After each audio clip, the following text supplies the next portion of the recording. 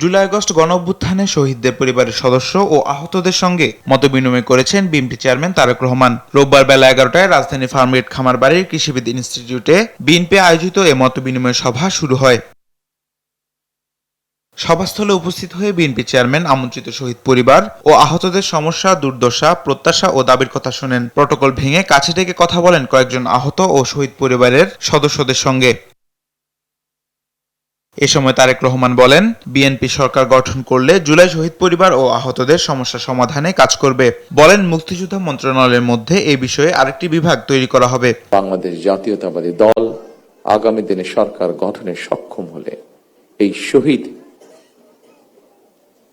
পরিবার যারা আছেন, জুলাই যোদ্ধা যারা আছেন, জুলাই আন্দোলনের যারা শহীদ পরিবার বা যোদ্ধা আছেন, তাদের যে কষ্টের কথাগুলো যে কয়জন ব্যক্তি, যে কয়জন মানুষ তুলে ধরেছেন কষ্টের কথাগুলো, এই কষ্টগুলোকে যাতে আমরা কিছুটা হলেও সমাধান করতে পারি।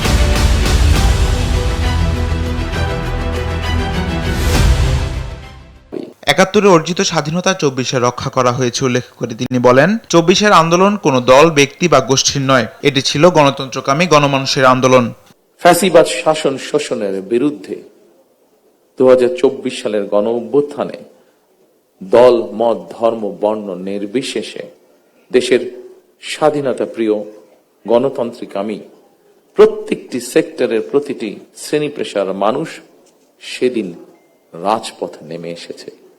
১৯৭১ সাল ছিল স্বাধীনতা অর্জনের, ২০২৪ সালের আন্দোলন ছিল দেশ এবং জনগণের স্বাধীনতা রক্ষার। নির্বাচন প্রসঙ্গে তারেক রহমান বলেন, একটি নিরাপদ গণতান্ত্রিক বাংলাদেশ প্রতিষ্ঠার জন্য আগামী নির্বাচন অত্যন্ত গুরুত্বপূর্ণ। গণ অভ্যুত্থানে যারা শহীদ হয়েছেন, যারা হতাহত হয়েছেন, তাদের উদ্দেশ্য কি ছিল? তাদের উদ্দেশ্য ছিল একটি স্বনির্ভর, একটি নিরাপদ, একটি গণতান্ত্রিক বাংলাদেশ গড়ে তোলা।